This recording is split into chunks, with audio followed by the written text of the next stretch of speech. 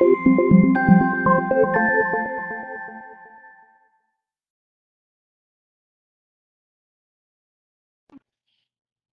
this video, I'll be showing you how to change the status of an affiliate commission invoice for your Shopify store affiliate program using OSI affiliate software. From your admin account, click Rewards. Manage invoices. You can change the status of it by clicking on the following: mark this paid, close invoice, delete invoice. Other way is to click the edit button,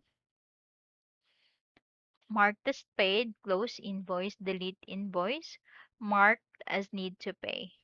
Or you can also select multiple invoices, scroll down, mark selected paid, mark selected as close, create PayPal mass payment file, mark selected not paid, mark selected needs to be paid.